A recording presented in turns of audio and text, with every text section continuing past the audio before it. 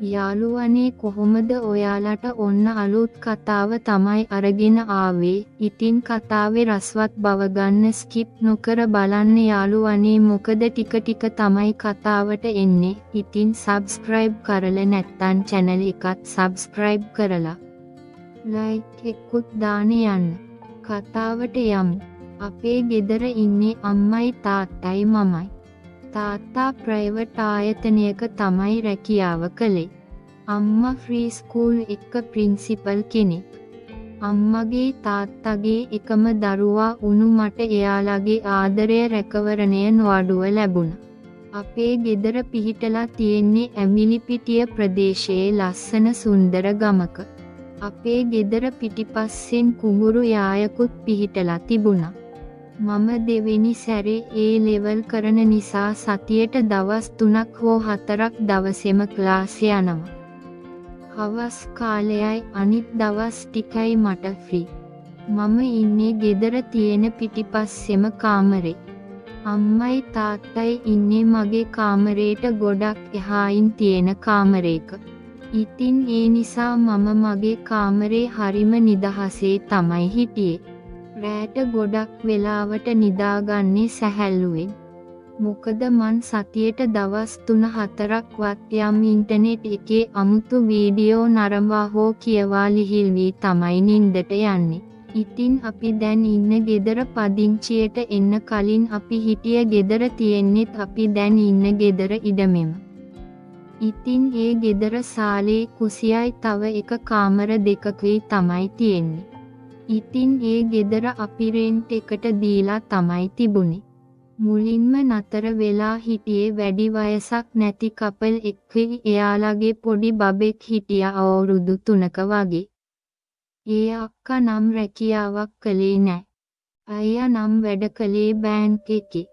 ඉතින් එයාලා ටික කාලයක් ඉඳලා අයියට වෙන ප්‍රදේශයකට මාරුවීමක් ලැබිලා අපේ ගෙදරින් ගියා. ඉතින් ඊට ටික කාලෙකට පස්සේ ආයෙත් අපේ ගෙදරට ආවා අලුත බැඳපු කපල් එකක්. ඒ අයියයි අක්කකයි දෙන්නම ගුරුවරු. අපේ ගමට මාරුවීමක් ලැබිලා තමයි ඇවිත් තියෙන්නේ. අම්මා මට අයියයි අක්කයි අඳුනවලා දීලා උපදෙස් කීපයකුත් දුන්නා. මොකද අපි නාන්නේ ගෙවල් දෙක අතරේ තිබුණ එළියේ ෂවර් එකෙන්. බාත්රූම් එකෙනුත් නාන්න පුළුවන් ඒත් මම නම් වැඩිපුරම නාන්නේ එළියේ ෂවර් එකෙන්. මොකද ඒ ෂවර් එකේ වතුර ගොඩක් ස්පීඩ් එකට එන නිසා. අම්මා මට කිව්වා නාද්දි එහෙම දැන් හොඳ ඇඳුමක් ඇඳලා නාන්න කියලා. මොකද මම නාන්නේ සාමාන්‍යයෙන් යට ඇඳුම් පිටින් නිසා. ඒ වගේ උපදෙස් කීපයක් අම්මා මට දුන්නා. ඉතින් අක්කගේ නම සමාධි. වයස 28ක් වගේ. අයියාගේ නම හර්ෂ. අක්කට වඩා අවුරුදු 2ක් විතර වැඩිමත්. ඉතින් අක්කා උගන්වන්නේ ජීව විද්‍යාව. මාත් උසස් පෙළට ජීව විද්‍යාව කරන නිසා අක්කා මට ඕන දෙයක් අහගන්න කිව්වා එයාගේ. අයියා නම් උගන්වන්නේ ඉංජිනේරු තාක්ෂණවේදය. ඉතින් ටික කාලයක් යද්දි ඇයයි අක්කයි මට මාරම විදිහට සමීප වුණා. අක්කට රසට උයන්න පුළුවන්. මොනා හරි විශේෂ කෑමක් එහෙම හැදුවොත් අපටත් ගෙනත් දෙනවා. ඉතින් ටික කාලයක් ගියාම අම්මටත් අක්කව හිතට ඇල්ලුවා. අක්කගෙන් හොද වැඩ ටිකක් ගන්න පුළුවන් වෙයි කියලා මට හිතුණා. අයියයි අක්කයි ඇවිත් මාසෙකට විතර පස්සේ සමාධි අක්කා මාව හොයාගෙන ගෙදරට ආවා. ඇවිත් මට කතා කරලා කිව්වා මල්ලි ඔයාට පුළුවන්ද මට පොඩි උදව්වක් කරන්න. මොකක්ද අක්කේ මට පුළුවන් උදව්වක් නම් කරන්නම්. අනේ මල්ලි මගේ මේ ලැප්ටොප් එක සැරේම ස්ටක් වුණා. ඉතින් මම පවර් බටන් එකෙන් ඕෆ් කළා. ඊට පස්සේ ඕන් කරද්දි වින්ඩෝස් ආයෙත් දාන්න කියනවා. ඉතින් ඔයාට පුළුවන්ද මට ලැප් එකට වින්ඩෝස් දාලා දෙන්න? හරි අක්කේ මට පුළුවන් මම දාලා දෙන්නම් කියලා අක්කාත් එක්ක ගෙදරට ගියා. ඉතින් වින්ඩෝස් දාද්දි පැය එකහමාරක් වගේ ගියා. ඒ අතරේ අක්කයි මයි ගොඩක් දේවල් කතා කළා. අක්කා මගේ අතින් හිමීට තට්ටු දැම්මා. අයියා සාමාන්‍යයෙන් එන්නේ ගොඩක් වෙලාවට රෑ වෙලාලු. මොකද අයියා ටවුන් එකේ හෝල් ක්ලාස් කරන්න යනවලු. අක්කා නම් ගෲප් ක්ලාස් කීපයක් විතරයි කරන්නේ කිව්වා. ඉතින් ඒ වගේම අයියා සිකුරාදා හවස නුවර යනවලු ක්ලාස් කරන්න. අයියාගේ යාළුවෙක්ගේ තැනක්ලු ඒ. ඉතින් අයියා ක්ලාස් කරලා සෙනසුරාදා ඉරිදා නිවාඩු නිසා ගෙදර එන්නේ ඉරිදා හවසලු. ඉතින් අක්කා මට කිව්වා එයාට සෙනසුරාදා ඉරිදා හවස වැඩක් නැල්ලු මුකුත්. ඒ නිසා මට අමාරු පාඩම් අහගන්න එන්න කියලා කිව්වා. ඉතින් දවසක් මම ක්ලාස් ඇරලා ඇවිත් නාන්න ආවා එළියේ ෂවර් එක තියෙන තැනට. ඉතින් මම ගෙදර එද්දි වෙලාව 2:02 විතර ඇති. ඉතින් මම නාන අතරතුරේ අක්කත් ආවා මල්ලි ඔයත් නානවද කියලා අහන ගමන් එයත් නාගන්න. ඉතින් අක්කා දැන් මාත් එක්ක හොඳටම ෆිට. මොකද මම එයාගෙන් අමාරු පාඩම් අහගන්නත් යනවනේ එහෙ එයාත් එක්ක ඉඳලම දැන් හොඳටම ෆිට. ඉතින් එහෙම ඉන්න ගමන් එදාට අක්කත් එක්ක මම පොඩි කයක් එහෙමත් දාලා තමයි ගෙදර එන්නේ. අක්කා මට කියලා තියෙන්නේ මට එයාව මගේම අක්ක වගේ කියලා හිතාගන්න කියලා. ඉතින් අපි දෙන්නා යාළුවෝ වගේ තමයි හිටියේ. මම කෙල්ලෙක් එක්ක යාළු වෙලා ඉඳලා ඒ කෙල්ල මගෙන් වැඩෙත් කරගෙන මාව මග හරින්න ගත්තා. ඒ දවස්වලත් අක්කා තමයි මගේ හිත හැදුවේ. ඉතින් අක්කා ආවේ සාරිය ගලවලා එයාගේ යට සයයි හැට්ටේ පිටින්. ඉතින් අක්කා මන් එතන ඉන්නවා කියලා ගානක්වත් නැතුව මන් ඉස්සරහම එයාගේ හැට්ටේ ගලවලා දැම්මා බකට් එකට හොදන්න. දැන් එයාගේ ඇගේ තියෙන්නේ සුදු යට සයයි දුඹුරු පාට උඩට එකයි විතරයි. ඉතින් ඊට පස්සේ අක්කා මට කිව්වා අනේ මල්ලි පොඩි උදව්වක් කරන්නකෝ. මොකක්ද අක්කේ? අනේ සුදු මන් නාන්න අඳින දිය රෙද්ද ඉස්සරහා වැලේ වනලා ඒක ගෙනත් දෙන්නකෝ කියලා කිව්වා. ඉතින් දැන් ඉස්කෝලේ ඇරලා ළමයි එහෙම පාරේ යනවනේ. අක්කට දිය රෙද්ද ගේන්න අමතක වුණ නිසා ආයෙත් ඒ හරියට මට මේ ඉන්න විදිහට යන්න බෑනේ. ඉතින් මටත් දැන් නාන අතරේ මේ ෂෝට් එක පිටින් යන්න හිතුනේ නෑ. මොකද දැන් ඉස්කෝලේ ඇරලා යන ගුරුවරු මාව මේ විදිහට දැක්කොත් හරි නැති නිසා. ඉතින් ඊට පස්සේ මම කිව්වා අක්කට අනේ අක්කේ මටත් යන්න බෑ අනේ. දැන් පාරේ යන ගුරුවරු මාව මෙහෙම දැක්කොත් හරි නෑනේ. ටීචර්ලාත් යනවා. අනික ඔයා දන්නවනේ මම ගෙදරදි වක්ෂයිට් එකක්වත් නැතුව ඉන්න කෙනෙක් නෙවෙයිනේ කියලා. ඉතින් ඊට පස්සේ අක්කා තනියම කිව්වා දැන් මොකද කරන්නේ කියලා. මං ඉතින් අක්කට කිව්වා අක්කේ ඉතින් ඔයා යට ඇඳුම් පිටින් නාන්න එහෙම හරි නෑනේ මල්ලි. ඇන්ටි එහෙම දැක්කොත් අක්කා හිතාගෙන ඉඳලා තියෙන්නේ අම්මි ගෙදර ඇවිත් කියලා. ඉතින් අම්මි එදා ෆ්‍රී ස්කූල් එකේ පාටියක් නිසා පරක්කු වෙනවා කිව්වා ගෙදර එද්දි. මම ඒක අක්කට කිව්වා. ඉතින් ඊට පස්සේ අක්කත් එහෙමද මල්ලි එහෙනම් කමක් නෑ කියලා අනිත් පැත්ත හැරිලා එයා ඇඳගෙන හිටිය උඩ එකත් ගලවලා පපුව උඩට යට සාය උස්සලා නාන්න පටන් ගත්තා. අක්කගේ ඇඟටම යට සාය ඇලිලා. සිරුරේ හැඩය යට සාය උඩින් ඉලිප්පිලා පේනවා.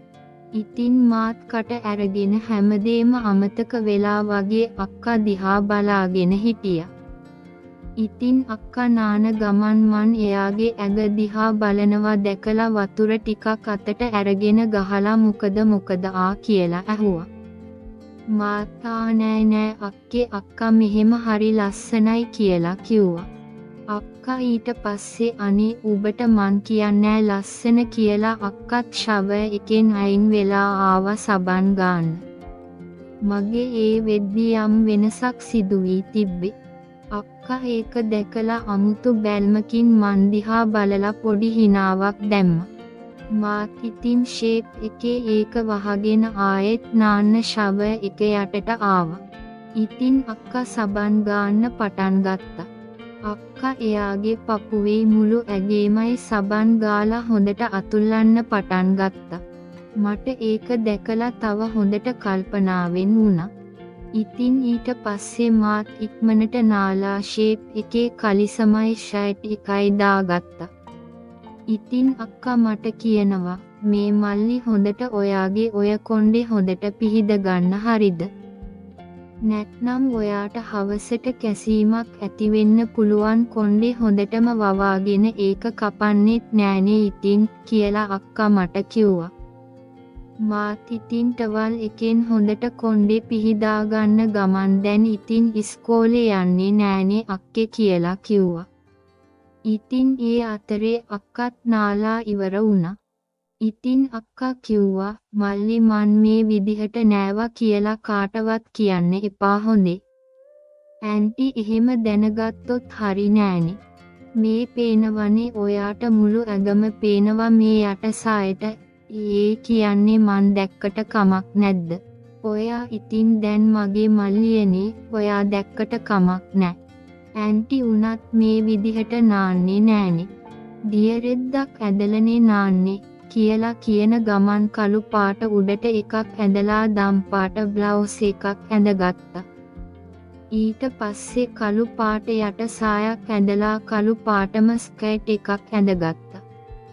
අක්කා ඇඳුම් ඇඳගත්තට පස්සේ මම කිව්වා අක්කේ එන්න මන් ඔයාට දැන් මගේ හෙඩ්සෙට් එක දෙන්නම් කියලා. අක්කට හෙට එයාගේ මොකක් හරි එක්සෑම් එකක වැඩකට මයික් එකක් තියෙන හෙඩ්ෆෝන් එකක් ඕන වෙලා මට දෙන්න කිව්වා. ඉතින් මන් උදේ දෙන්න හදද්දි එයා ඉස්කෝලේට යන ගමන්ම තමයි මගෙන් ඉල්ලන්න ආවේ තියෙනවද බලන්න කියලා හවසට ගන්නම් කියලා මට කිව්වා. ඉතින් අක්කා ආ පොඩ්ඩක් ඉන්න මල්ලි කියලා අක්කගේ කාමරේ ඇතුළට ගියා. අක්කේ එහෙනම් මන් ඔයාට ගෙනත් දෙන්නද කියලා අක්කගෙන් අහද්දී අක්කා කිව්වා ආ පොඩ්ඩක් ඉන්න මල්ලි මන් යට ඇඳුමක් ඇඳගෙන එන්නම් කියලා කිව්වා. ටිකකින් අක්කා එළියට ආවා. මට නම් හරිම පුදුමයි වගේම ගොඩක් සතුටේ අක්කා මාත් එක්ක දැන් ඕන දෙයක් කියන එක ගැන වගේම කිසිම දෙයක් එයා හංගන්නේ නැති එක ගැන. ඉතින් අක්කා ගෙදර ආවට පස්සේ මන් කිව්වා අක්කට මන් මයික් එක තියෙන හෙඩ්සෙට් එක අක්කේ කාලයක් පාවිච්චි කළෙත් නෑ. මොකද මගේ නෝමල් හෙඩ්සෙට් එක තමයි නිතරම මන් යූස් කරන්නේ. ඒ නිසා මගේ ලැප් එකට දැන් කනෙක්ට් කරලා චෙක් කරලා බලන්න කියලා මන් අක්කට මගේ ලැප් එක දුන්නා. ඉතින් අක්කා මට කිව්වා ආ මල්ලි මට ඔයා පේපර් එකකුත් කලා කිව්වා නේද ඒකේ රචනා කොටස මට දෙන්න බලන්න. ඉතින් මන් අක්කගේ අතට ලැප් එක දීලා කාමරේට එන්න ආවා අක්කට පේපර් එක ගෙනත් දෙන්න. අක්කා ඉතින් ලැප් එකේ ෆෝල්ඩර්ස් වලට ගිහින් මොනවා හරි ඕපන් කරලා මයික් එකේ සවුන්ඩ්ස් වල ඕලක් නැද්ද බලන්න. ඉතින් අක්කා ගිහින් තියෙන්නේ මගේ විනෝදාත්මක දර්ශන තිබ්බ ෆෝල්ඩර් එකට. ආ මල්ලි ඔයා ළඟ ගොඩක් දර්ශන තියෙනවනේ. මාත් වෙලාවක දාගන්න ඕන ටිකක් බලන්න. ආ අක්කේ ඔයාට ඕන ඒවා දාගන්න තව ටීවී සිරියස් ටිකකුත් ඇති ඒවත් දාගන්න ඕනි නම් කියලා මං හයෙන් කාමරේට යන ගමන් කියාගෙන ගියා. ඉතින් ඊට පස්සේ මට කාමරේට ගියාට පස්සේ මේසේ උඩ බැලුවම පේපර් එක තිබ්බේ නෑ. පස්සේ බලද්දි ඒක කාමරේ අල්මාරියේ යටට වැටිලා. ඉතින් මම හැම තැනම හොයලා පේපරෙත් හොයාගෙන අක්කට දෙන්න යද්දි අක්කා එකපාරටම මල්ලි මෙහෙ එනවා කියලා මට කතා කළා. මා ඒ මොකද කියලා බලන්න ඉක්මනටම අක්කා ළඟට ගියා. ඉතින් අක්කා ළඟට ගියාම තමයි මම දැක්කේ අක්කා මම කැමතිම විනෝදාත්මක දර්ශන ඩවුන්ලෝඩ් කරපු ෆෝල්ඩර් එක ඕපන් කරලා. මට එකපාරටම හිරිගඩු පිපුණා වගේ දැනුණා. මගේ මුළු ඇඟම සීතල වුණා. මම හිතුවේ නැහැ අක්කා ඒ ෆෝල්ඩර් එකට යයි කියලා. අනේ මල්ලි මේ මොනවද මේ? මේවා ඔයා බලන දර්ශනද? අක්කා පුදුම වෙලා වගේ ඇහුවා. එයාගේ මූණේ තිබුණේ පුදුමයක් වගේම පොඩි සිනහවකුත්. මට හදිසියේම කිසිම දෙයක් කියගන්න බැරි වුණා. මම ඇස් පියාගෙන දෙවියනේ මේ මොකක්ද වුනේ කියලා හිතුවා. නෑ අක්කේ. ඒවා මම ඉස්සර බැලූ ඒවා. දැන් නම් බලන්නේ නෑ මම බොරුවක් කිව්වා. ඒත් මගේ මූණ රතු වෙලා ඇති කියලා මට තේරුණා. අක්කා මගේ දිහා බලලා හිමිහිට hina වුණා. අනේ මල්ලි බොරු කියන්න එපා. මම දන්නවා කොල්ලෝ ඔහොම දේවල් බලනවා කියලා. මම හිතුවේ නෑ ඔයා මේ වගේ දේවල් බලයි කියලා. ඒ එක්කම එයා පැනලා මට හාද්දක් දුන්නා. එයාගේ කටහඬේ තිබුණේ විහිළුවක් වගේම අවබෝධයක්. ඒත් මේවා අහම්බෙන් ඕපන් වුණා. මම තවමත් ලැජ්ජාවෙන් බිම බලාගෙන හිටියා. කමක් නෑ මල්ලි. ඔයා කැමති දේවල් බලන්න. ඒකේ වරදක් නෑ අපි චිත්‍රපටියක් රඟපාමුකෝ අක්කා කිව්වා. ඒ කතාවෙන් මට පුදුම සහනයක් දැනුණා. එයා කිසිම විනිශ්චයකින් තොරව කතා කළා. හැබැයි මේවා හොඳ දේවල් නෙවෙයි මල්ලි. ඔයාගේ වයසට හොඳ නෑ. අක්කා මේවා කාටවත් කියන්න එපා හොඳේ මම බැගෑපත් වුණා. පිස්සුද මල්ලි. මම කාටවත් කියන්නේ නෑ. අපි දෙන්නා අතරේ විතරක් තියෙන රහසක්. එයා hina වුණා. දැන් ඔයාගේ පේපර් එක දෙන්න. ඊට පස්සේ අපි සාමාන්‍ය විදිහටම පාඩම් වැඩ කතා කළා. හැබැයි එදා සිදුවීමෙන් පස්සේ අක්කා මාත් එක්ක තවත් විවෘත වුණා වගේ මට දැනුණා. එයා මගේ කාමරේට එනවා, එකට වීඩියෝ බලනවා, කෑම හදන හැටි කියනවා. මම සමහර වෙලාවට එයාගේ ගෙදර ගියාම එයා කෑම හදනවා. ඒ වෙලාවට එයා අමුතු කතා කියනවා. එයාගේ අමුතු හිනාව මගෙන් මොනවා හරි ඉල්ලනවදෝ කියලා හිතුණා. මගේ හිතට ලොකු සහනයක් වුණා. මට දැන් හිතෙන්නේ අක්කා මගේ හොඳම යාළුවෙක් වගේ. සෙනසුරාදා ඉරිදා දවස්වල අයියා නැති නිසා අක්කා සමහර වෙලාවට මාව එයාගේ ගෙදරට කැඳෙව්වා. මල්ලි අද ටිකක් පාඩම් කරමුද කියලා. එහෙම දවස්වලට අපි පැය ගණන් වීඩියෝ බැලුවා පාඩමුත් කරා. මට තේරුණේ නැති තැන්වලට අක්කා හොඳට පැහැදිලි කරලා දුන්නා.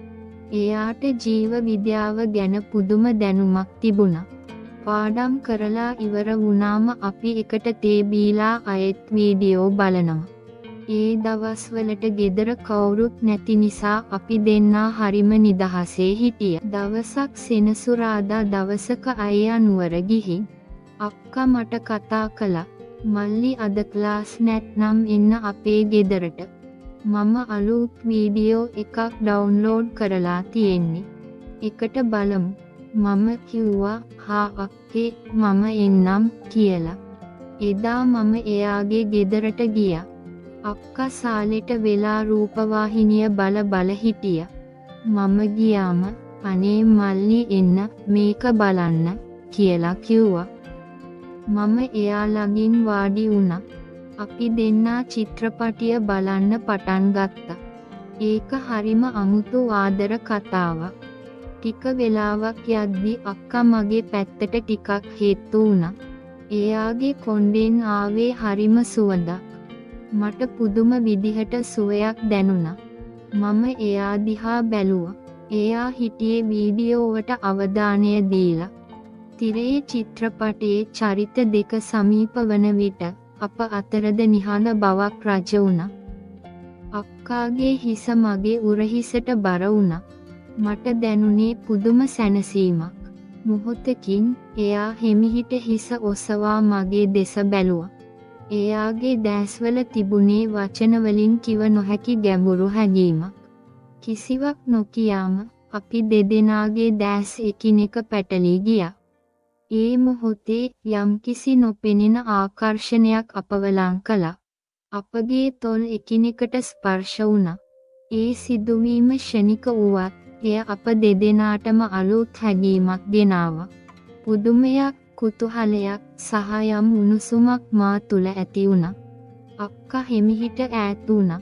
එයාගේ මුහුණ ටිකක් රතු වෙලා තිබුණා. මගේ හද ගැස්ම වේගවත් වුණා. අපි දෙන්නා කිසිවක් කතා කළේ නැහැ. නිහඬ බවක් අප අතර රජ වුණා. ඒත් ඒ නිහඬ බව තුල ලොකු අවබෝධයක් තිබුණා. වීඩියෝව තවදුරටත් ඉදිරියට ගියා. නමුත් අපගේ අවධානය වෙනත් තැනක තිබුණා. මට දැනුනේ අපගේ සම්බන්ධය අලුත් තලයකට ගමන් කර ඇති බවයි. චිත්‍රපටයේ චරිත තව තවත් එකිනෙකට ලංවන විට අක්කා හිමිහිට මගේ අත අල්ලා ගත්තා. එයාගේ අතේ උණුසුම මගේ අතට දැනුණා. මම ඒ උණුසුමට තවත් ලං වුණා. මොහොතකින් අක්කා මගේ අත තදින් අල්ලාගෙන මාව එයාගේ ළඟට ඇදගත්තා. අපි දෙදෙනාම එකිනෙකාව තදින් වැළඳගත්තා. ඒ මොහොතේ මට දැනුනේ ලෝකයේ වෙන කිසිවක් නොමැති බවයි. එයාගේ සමීප බව, එයාගේ හුස්ම මට පැහැදිලිවම දැනුණා. වැළඳගෙන සිටින අතර අක්කාගේ අත මගේ කොණ්ඩ දිගේ හිමිහිට පහළට ගියා. ඒ ස්පර්ශයත් සමගම මට අමුතුම හැඟීමක් දැනුණා. එය හුරුපුරුදු ස්පර්ශයකට වඩා වෙනස් ගැඹුරු හැඟීමක්. අක්කාගේ ඇඟ මගේ ඇඟට තදින්ම දැනුණා. අපි දෙන්නා වචන නොමැතිවම එකිනෙකාට යමක් කියා ගත්තා වගේ දැනුණා. එයාගේ අත මගේ ඉන වටා ඔතා ගත්තා. අපි දෙදෙනාම චිත්‍රපටිය නරඹමින් සිටියත් අපගේ අවධානය දැන් තිබුණේ එකිනෙකා වෙතයි. ඒ මොහොත අප දෙදෙනාටම අලුත් මානයකට පිවිසීමට අවස්ථාවක් වුණා. එය මිත්‍රත්වයකට වඩා ඔබට ගියන් නමුත් නම් කළ නොහැකි බැඳීමක ආරම්භයක් විය. පසුගිය සිදුවීමෙන් පසුව අප දෙදෙනා අතර ඇති වූ බැඳීම දිනෙන් දින ගැඹුරු විය. සමාධි අක්කා සහ මම පාඩම් කිරීමට හමු වූ සෑම අවස්ථාවකදීම අපගේ සංවාදයන් තවත් පෞද්ගලික විය. ඇය මගේ සිහින ගැන, අනාගතය ගැන විමසූ අතර මම ඇගේ සිතුවිලි සහ හැඟීම් ගැන ඉගෙන ගත්තා. අපගේ ශාරීරික සමීපත්වයද ක්‍රමයෙන් වැඩි වුණා. චිත්‍රපට නරඹන විට හෝ පොත්පත් කියවන විට අපගේ අත් එකිනෙක ස්පර්ශ වීම සාමාන්‍ය දෙයක් බවට පත් වුණා. ඇගේ සිනහව, ඇගේ බැල්ම මට අමුතුම සතුටක් ගෙන ආවා.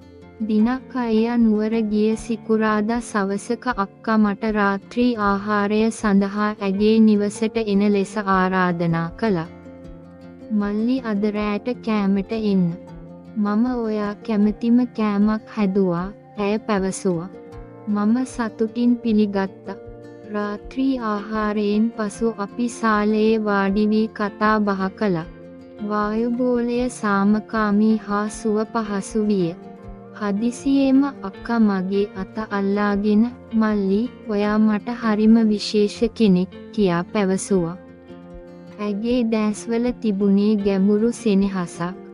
ඒ මොහොතේ අප දෙදෙනා අතර වචනවලින් කිව නොහැකි හැඟීමක් හුවමාරු විය. අපගේ බැල්ම එකිනෙක පැටලී ගියා. අපි දෙදෙනාම එකිනෙකාට ලං වුණා.